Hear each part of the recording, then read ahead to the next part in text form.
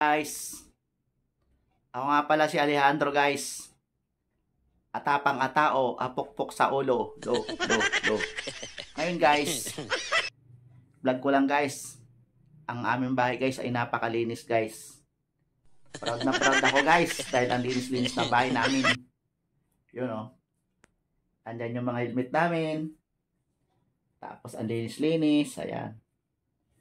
Tapos ayan yung mga sopa namin guys. Ayan. Ayan, sama-sama sila dyan guys.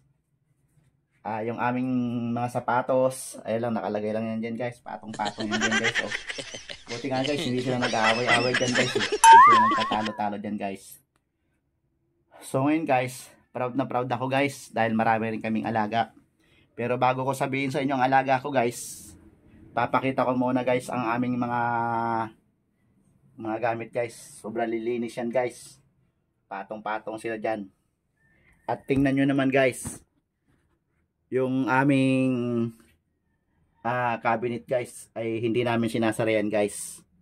Para magandang tingnan guys. At saka guys, para pag pumasok yung mga insekto dyan guys, ay hindi na sila mahihirapan. Ayun guys. Ito naman guys, yung aming CR guys. Buksan natin ang ilaw. Point. Guys. Ayun yung mga brief ko guys, yung mga tuwalya namin, nandyan lang yan guys. Oh. Diba guys, nakaka-proud. So, ngayon guys, sadyang natutuwa ako guys dahil ito na yung pagkakataon ko guys para lumigaya para lumigaya ako guys.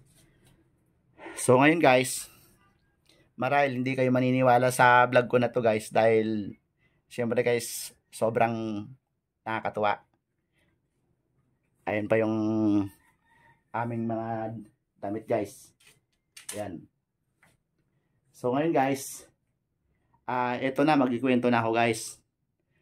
Pinagmamalaki ko guys dahil ang aming bahay guys ay dugyot na dugyot.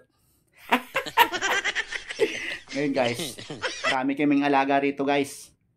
May alaga kaming surot, may alaga kaming lamok, may alaga kaming ipis, may alaga kaming daga. Ngayon guys, alam nyo ba guys, kung ano lang ang kulang sa amin? Kulang na lang sa amin guys, mag-alaga kami ng kambing. Ngayon guys, abang-abangan nyo na lang guys dahil sa susunod kong vlog.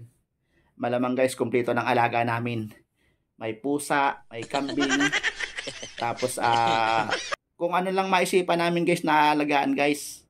Ito pa guys, may nakaka-proud guys. Meron din kaming kapitbahay guys na nangungupahan sa amin guys.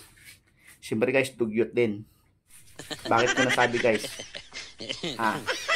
Yung kanilang ano guys, yung kanilang basura guys, hindi nila tinatapon sa labas. Nasa mga gilid-gilid lang yan guys, nakabalot ng plastic. Dito yan guys, may napkin, lahat ng klase ng kadugyutan guys, nandun lahat. So ngayon guys, alabas naman ako guys. Dito tayo guys. Ayan. Ayan guys, sobrang napakalinis dito guys. Pansin nyo naman.